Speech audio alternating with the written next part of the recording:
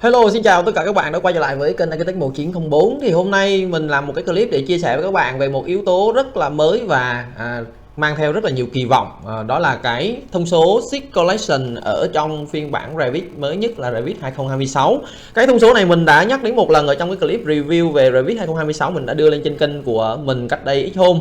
Thì cái clip review đấy rất là vui khi mà các bạn đã đón nhận khá là nhiều. Tại vì trong Revit phiên bản 2026 nó có rất là nhiều thông tin thú vị. Trong đó thì có một cái thông tin nó mang tên đó là Sheet Collection.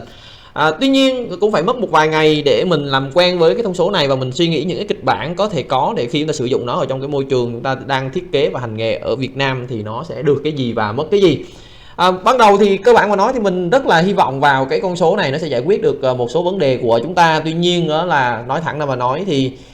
khi mà mình đi sâu vào trong việc sử dụng nó và xây dựng những kịch bản liên quan đến nó thì cá nhân mình cảm thấy hơi thất vọng một chút so với cái kỳ vọng đặt ra ban đầu về cái chỉ số này ở bên trong cái việc sắp xếp bố cục bản vẽ. Thì cái lý do vì sao mà mình thất vọng đối với lại sự xuất hiện của cái con số này sau khi mình đã trải nghiệm vừa đủ thì mình sẽ nói rõ ở trong cái clip này thông qua việc là vừa hướng dẫn sử dụng và vừa nói về cái cảm nhận cá nhân và phân tích cá nhân của mình. Tất nhiên là đi kèm với việc phân tích cá nhân về cái con số này như thế thì mình cũng có cái giải pháp cho các bạn để khắc phục được cái tình trạng đó như thế nào trong cái việc hành nghề của chúng ta ở cái môi trường đặt cái bối cảnh là Việt Nam và cái kiểu cái hồ sơ chúng ta hay làm ở Việt Nam như thế nào với khi mà chúng ta để khắc phục được cái câu chuyện đó là những cái bất lợi của Sheet Collection trong cái công việc nha. Thì cái phần mà giải pháp khắc phục đấy thì mình sẽ để ở trong phần cuối clip, cho nên là bạn nào đã biết sử dụng Sheet Collection rồi các bạn có thể tua thẳng tới cuối của cái video này để các bạn xem cái giải pháp mình đề xuất xem là có vấn đề gì hay không, có hợp lý hay chưa. Nếu như chưa hợp lý thì các bạn có thể comment cho mình để xem được giải pháp của bạn như thế nào, và nếu như chúng ta có một giải pháp hợp lý hơn nữa và tuyệt vời hơn nữa thì mình sẵn sàng làm những cái clip để chia sẻ lại ý kiến của bạn đóng góp cho cộng đồng để chúng ta hướng tới một cái cộng đồng là người dùng Revit Việt Nam hết sức là vững mạnh và hết sức là cởi mở về các cái kỹ thuật. Rồi bây giờ đi vào trong nội dung cụ thể của cái clip lần này. Và trước khi đi vào trong nội dung cụ thể của cái clip lần này thì các bạn, nếu như các bạn chưa subscribe chưa like thì các bạn hãy subscribe và like nhé. Và sau khi các bạn xem xong các bạn cảm thấy clip của mình nó hấp dẫn thì các bạn hãy bấm tim cho cái clip này và đồng thời comment những cái lời động viên hay là những lời góp ý ở bên dưới để cho cái clip của mình được tương tác với nhiều người nhất có thể nha các bạn. Rồi chúng ta đi vào trong cái nội dung. Bây giờ cái vấn đề của mình đặt ra khi mà mình tiếp xúc với Sheet Collection là như thế này, đó là khi mình làm một cái dự án Revit bằng Revit bất kể ở trong nước như thế này, đây là trong nước và hoặc là dự án của nước ngoài thì cái kiểu như thế này. Thì thông thường dù ở đâu đi chăng nữa thì chúng ta cái hồ sơ công trình chúng ta bao giờ nó cũng có các cái bước. Ví dụ như ở Việt Nam thì cũng tương tự như nước ngoài thôi, nó cũng không có khác gì nhau đâu mọi người ơi, chẳng qua khác cái tên gọi thôi. Thì cơ bản là chúng ta muốn xây dựng công trình thì chúng ta sẽ phải có xin phép xây dựng. Như vậy thì chúng ta sẽ phải làm một cái hồ sơ xin phép xây dựng bao gồm các cái sheet liên quan đến xin phép xây dựng này kia. Cái vấn đề thứ hai đó là sau khi xin phép xây dựng được rồi thì chúng ta sẽ chuyển sang cái câu chuyện là triển khai kỹ thuật. Đó là chúng ta sẽ làm mấy chục bản vẽ đó liên quan đến câu chuyện đó là triển khai kỹ thuật phần kiến trúc như thế nào, rồi thậm chí nếu như anh em làm luôn cả cái cấu MI trên cùng một file nữa thì nó lại bắt đầu bản vẽ kiến trúc cái cấu MI của giai đoạn triển khai kỹ thuật. Rồi thậm chí là ví dụ như hồ sơ cần phải đem đi thẩm định thẩm tra hay là đem đi thiết kế phòng cháy chữa cháy thì anh em lại phải soạn ra một cái bộ hồ sơ phòng cháy chữa cháy. Rồi thậm chí là anh em nào làm về thi công nữa thì anh em còn có luôn cả cái hồ sơ về phần hoàn công nữa. Như vậy tất cả mọi thứ nó nằm, nếu như mọi người mà tách ra thành nhiều file thì quản lý nó cũng mệt, mà nếu như gom thành một file thì nó cũng mệt. Ví dụ như đây trong trường hợp này, một cái hồ sơ, một cái sheet này khi chúng ta đã gom vào ở các bạn nhìn bên tay trái này thì này gom thành các cái giai đoạn, ví dụ như xin phép xây dựng thì lại một bộ hồ sơ mấy chục bản vẽ liên quan đến xin phép xây dựng, rồi triển khai kỹ thuật lại một bộ hồ sơ mấy chục bản vẽ như thế này, và tiếp tục đó là đến interior rồi construction set thì tất cả đều phải có mấy chục bản vẽ như thế. Và ở bên ví dụ như theo kiểu của chúng ta hay dùng, ví dụ như đây là một cái hồ sơ triển khai cái công trình thì chúng ta cũng có nào là thông tin chung rồi mặt bằng đứng kích thước. Thì cái cách tổ chức như thế này mình cũng làm rất là nhiều cái clip, mình đã chia sẻ trên kênh của mình rồi. Các bạn nếu nào chưa biết cách tổ chức hoặc là muốn tìm thêm học hỏi thêm kinh nghiệm cái cách làm của mình như thế nào thì các bạn có thể xem lại những cái clip cũ ở trên kênh của mình nha. Tất nhiên cách này nó chưa phải là cách tối ưu nhất nhưng mà đây là cái cách mình hay làm, còn nếu như bạn nào mà có cái cách làm nó hay hơn thì các bạn cũng có thể đóng góp vào trong cái phần comment giúp mình. Thì quay trở lại đây, cái vấn đề chúng ta gặp phải là cái gì? Bây giờ hồ sơ xin phép xây dựng thì chúng ta lại tiếp tục là có những cái bản vẽ mặt bằng và các mặt đứng của công trình, sau đó thì chuyển sang hồ sơ xin phép, hồ sơ triển khai kỹ thuật của chúng ta làm gì? Chúng ta lại lấy cái bản vẽ mặt bằng và các mặt đứng xây dựng đó, chúng ta duplicate nó lên, tức là chúng ta sẽ nhân bản nó lên để chúng ta đưa sang cái giai đoạn đó là triển khai kỹ thuật, hoặc là chúng ta chấp nhận cái câu chuyện là chúng ta lưu ra một cái file mới và chúng ta làm thẳng cho nó luôn.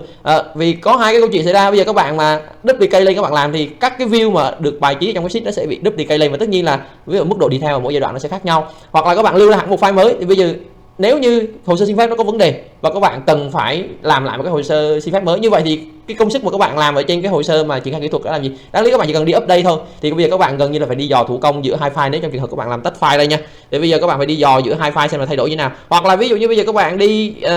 làm xin phép xây dựng, các bạn làm triển khai kỹ thuật nó có vấn đề trong quá trình làm nó có phát sinh, bây giờ phát sinh thì phải đi xin phép lại, thế lại phải làm lại ngược lại một cái hồ sơ xin phép, ngược lại là phải dò ngược giữa các cái file thì nó hơi kỳ. Tức là cái cách làm nào thì nó cũng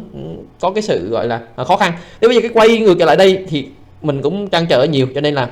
cái câu chuyện ở đây đó là mình có triển khai ra thành các cái bước và các cái bộ hồ sơ. Tất nhiên trong trường hợp này là mình phải duplicate các cái sheet lên và chấp nhận ở trong cái cây thư mục view của mình nó có những cái view duplicate lên. Thì trong cái bối cảnh những cái suy nghĩ trăn trở như thế thì ông Revit 2026 ông ra đời và ông đi kèm theo cái chỉ số sheet collection. Với cái tiêu đề của ông đặt ra đó là sheet collection sẽ collect các cái bản vẽ của các bạn vào trong các cái thông số, tức là ngoài những cái thông số về chúng ta tự cài đặt thêm, ví dụ như sheet folder này kia, sheet folder này kia chúng ta tự cài đặt thêm, hoặc là sheet folder 1, sheet folder 2 chúng ta tự cài đặt thêm ra, thì bây giờ chúng ta có thêm một cái con số là sheet collection. Đây là cái này, và cái này có sẵn của Revit, chúng ta không cần phải cài thêm gì cả. Và cái sheet collection đưa vào như thế này thì mục đích đó là giúp cho chúng ta có thể là tổ chức bản vẽ thành các cái set riêng biệt cho từng cái hồ sơ. Thì cái này nó có hai cái ưu điểm,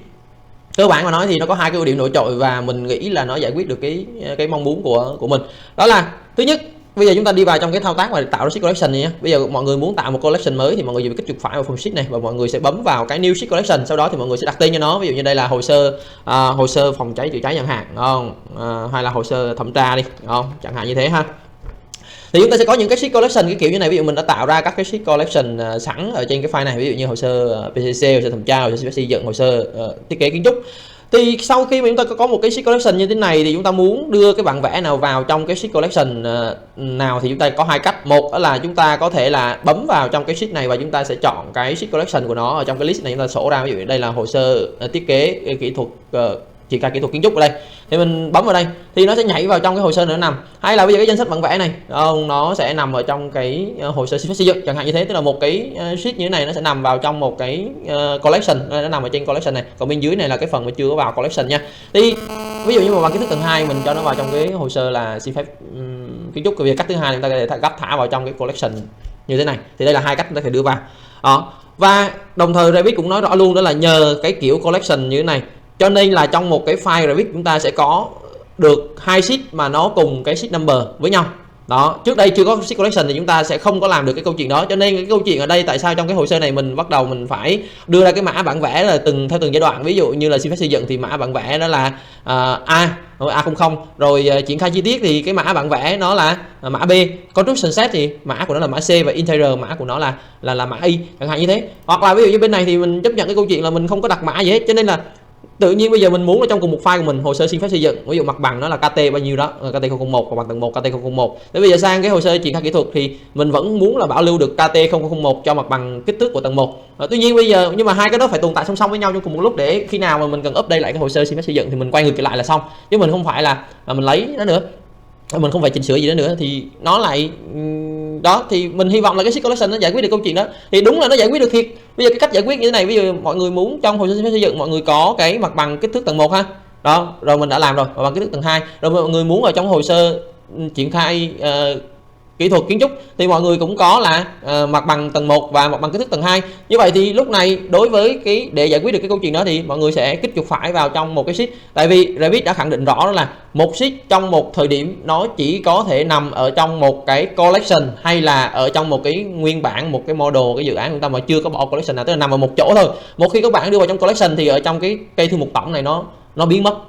Và tất nhiên là mọi người đưa cái này, ví dụ như mọi người đưa cái này sang cái bên hồ sơ triển khai kỹ thuật kiến trúc thì nó sẽ nằm bên này, và bên hồ sơ xin phép xây dựng nó cũng biến mất. Cho nên cái cách để giải quyết là một cái mặt bằng kích thước tầng 2 này vừa có trong hồ sơ triển khai kỹ thuật mà vừa có trong cái phần mà giai đoạn hồ sơ xin phép, thì chúng ta sẽ kích chuột phải vào trong cái sheet này, chúng ta sẽ chọn là duplicate sheet và chúng ta sẽ chọn là duplicate with view luôn.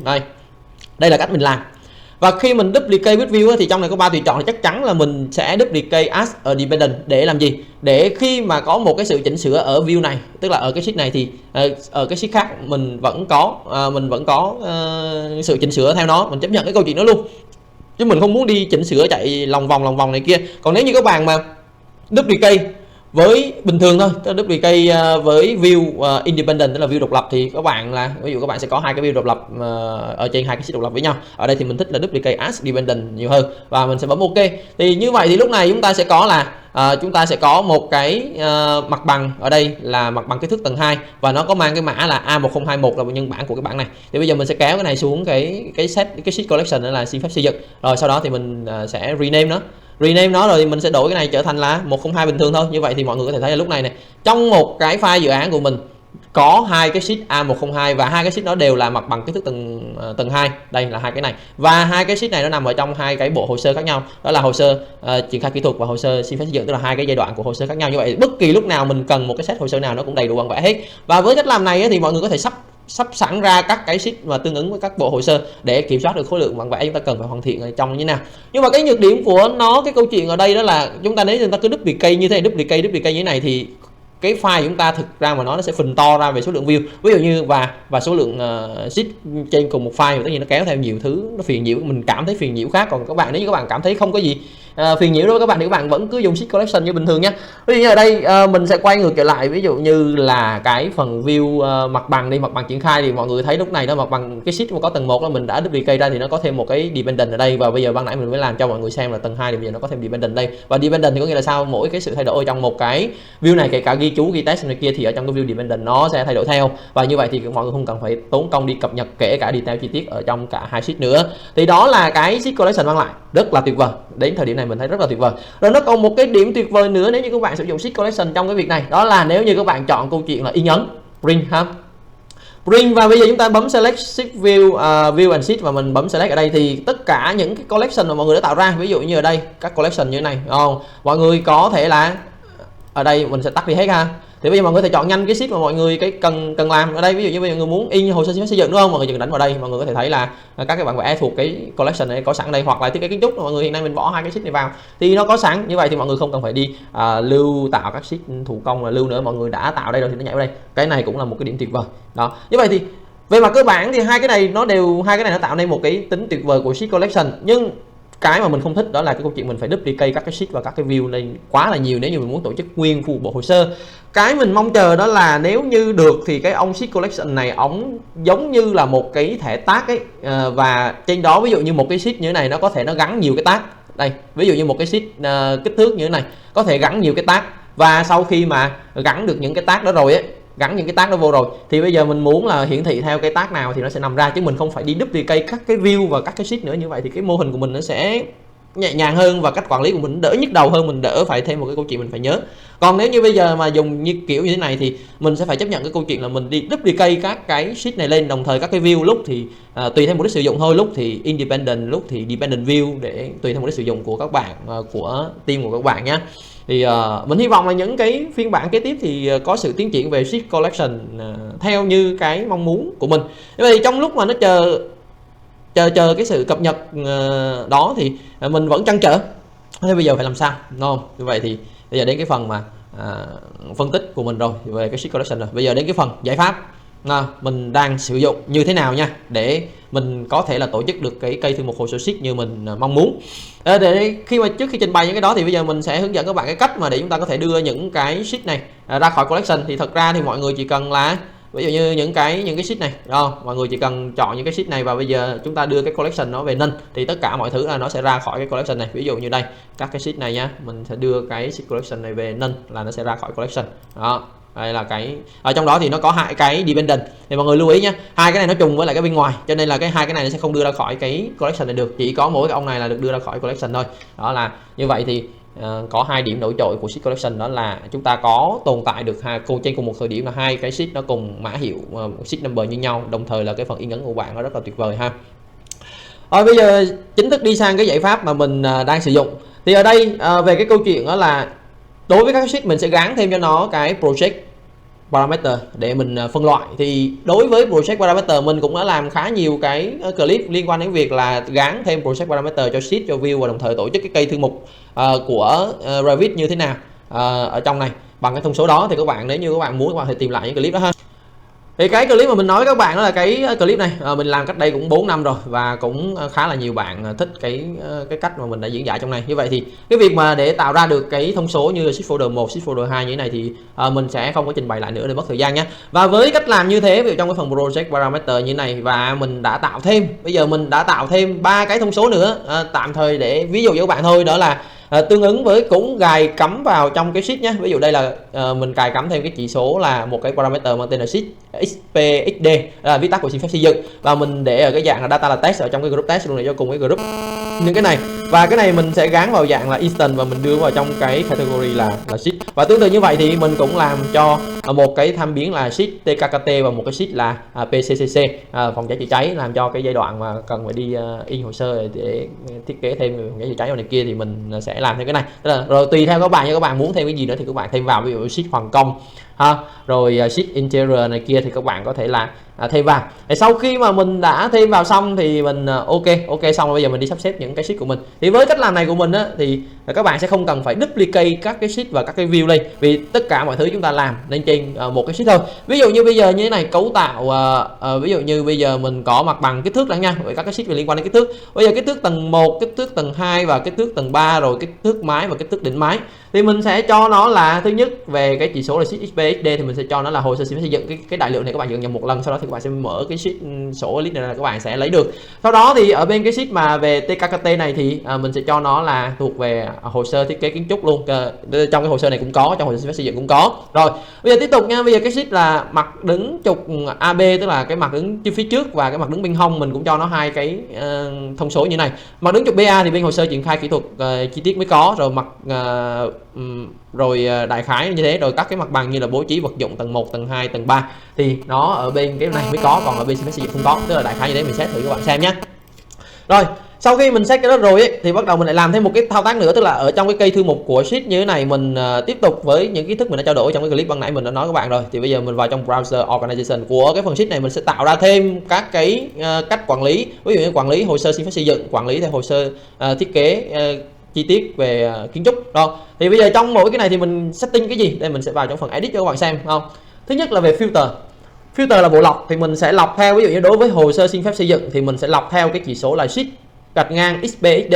và khi mình lọc như thế này thì mình sẽ để chế độ là equal to hồ sơ xin phép xây dựng, tức là đúng ngay cái thông số mình nạp vô. Mục đích của mình là những cái bản vẽ nào mà nó không có cái đại lượng này thì mình bỏ ra khi mà mình hiển thị cây thư mục theo hồ sơ xây dựng. Như vậy thì những cái bản vẽ nào nó còn tồn tại lại, nó nằm im một cục đó thôi. Đó, tất nhiên các bạn không cần filter cũng được, thì như vậy các bạn sẽ chấp nhận cái câu chuyện là trong cái cây thư mục sheet của bạn sẽ có những bản vẽ nó không được phân loại khi các bạn chuyển sang cái dạng như thế này, và nó để dạng dấu hỏi chấm đó, thì mình nhìn dấu hỏi chấm nó hơi ngứa mắt, cho nên là mình muốn là lọc đi luôn. Đồng thời việc lọc đi luôn như này khi mình in á, là mình sẽ không phải lo là mình phải đi kích từng cái mình lựa nữa, tại vì có bao nhiêu sheet hiển thị ra theo cái browser này thì ở trong cái phần in nó đều có hết. Đó là cái câu chuyện mà tại sao mình lọc. Sau đó trong cái phần grouping and sorting thì bắt đầu đối với cái này thì mình sẽ lọc theo cái sheet xpxd rồi, chắc chắn rồi. Sau đó là đến sheet folder 1, sheet folder 2. Folder 1 thì như mình đã nói trên kênh của mình, nó sẽ thuộc về bộ môn kiến trúc kết cấu hay điện nước. Folder 2 thì nó là các cái hạng mục như là nó về kích thước chi tiết mặt bằng hay là nó là chi tiết vệ sinh rồi này kia, thì nó sẽ là folder 2, rồi tùy theo các bạn nha. Và tất nhiên là sort by sheet number, rồi mình bấm ok. Và tương tự như vậy thì mình cũng đối với lại cái hồ sơ triển khai kiến trúc thì mình cũng thế, bộ lọc như thế này và sorting grouping như thế này. Rồi mình tạo những cái này mình để sẵn. Bây giờ bình thường, ví dụ như những cái thông thường mình để theo cái kiểu là thông thường như mình đã trao đổi trên kênh rồi. Bây giờ nếu như mình cần lọc in hồ sơ xin phép xây dựng, đúng không, mình chỉ cần là đổi cái quản lý ở đây, mình bấm ok. Thì các bạn có thể thấy là lúc này ở trên này là các cái sheet collection mình đã tạo ra nha. Ở đây các cái này các bạn có thể delete cũng được. Thì ở trong cái này bây giờ lúc này trong cái phần sheet của mình thì nó chỉ còn có hồ sơ xin phép xây dựng này, rồi trong này chỉ còn có những cái bản vẽ mình đã add vô. Đây ban nãy mọi người có thể thấy là mình đã add vô như thế này, đây hồ sơ xin phép xây dựng nhé. Cái này là collection mà nó còn chứa hai cái bản vẽ ban nãy. Đây mới là cái mà mình tổ chức theo cái hồ sơ này. Thì mọi người có thể thấy này, những cái mà mình add vô nó nằm ở đây. Tới bây giờ mình đổi sang cái hồ sơ kiểu quản lý là hồ sơ triển khai kỹ thuật kiến trúc ở đây. Thì mọi người có thể thấy là đây, bắt đầu hồ sơ của mình nó sẽ chuyển về cái là hồ sơ tkkt kiến trúc, và trong này là những cái bản vẽ mà mình đã đưa vào nãy, bao gồm có thêm mặt bằng vật dụng và lát sàn này, rồi những cái mặt bằng này thì có thêm là các cái mặt đứng rồi cái phối cảnh rồi này kia, như ban nãy mình minh họa cho mọi người đó. Thì cái cách làm này á thì đối với mình đến thời điểm hiện nay đó là mình không phải duplicate lên quá nhiều view và quá nhiều sheet, tất cả chỉ tồn tại trong một cái, mình chỉ tốn công mình làm các cái đại lượng đó và mình phân loại đại lượng xong rồi mình chuyển cái cây thư mục này thôi. Thì đó là cái cách làm của mình để mình chia sẻ đến với mọi người. Và khi mà mọi người tiến hành mà in ấn bản vẽ thì tất nhiên là rất là khỏe mọi người, không? Mọi người có thể cẩn thận thì mọi người có thể là tạo ra các cái set riêng, còn không thì mọi người có thể là chọn để mọi người in là nhanh gọn. Đó là cái câu chuyện mình muốn trao đổi. Thì đó là cái kinh nghiệm chia sẻ của mình. Còn nếu như các bạn có những cái phương pháp mà nó quản lý tốt hơn nữa, chuyên nghiệp và nhanh gọn hơn nữa thì các bạn hãy mạnh dạn chia sẻ với mình và với các bạn khác thông qua cái phần comment của video nha. Và cái nội dung chia sẻ của mình hôm nay đến đây thì kết thúc tại đây. Hy vọng là những cái chia sẻ của mình sẽ giúp ích cho cái công việc của các bạn trong cái việc là vẽ và quản lý hồ sơ bằng Revit. Và cũng hy vọng là những cái phân tích của mình sẽ giúp cho các bạn đỡ mất thời gian hơn trong cái việc trải nghiệm và tìm hiểu các tính năng của Revit phục vụ cho công việc của mình nha. Nếu như các bạn cảm thấy hay và bổ ích, các bạn hãy subscribe, like, share và comment ở tương tác với lại những cái nội dung mình chia sẻ ra. Rồi, xin chào và hẹn gặp lại các bạn ở trong những clip chia sẻ sau. Bye bye.